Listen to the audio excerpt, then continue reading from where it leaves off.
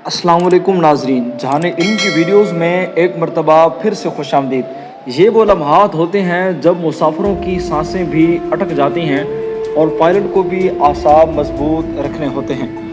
अगर आपने कभी हवाई जहाज़ पर सफ़र किया है तो इस वीडियो को मुकम्मल देखें और कमेंट सेक्शन में बताएं कि आपके साथ भी ये मामला हुआ है।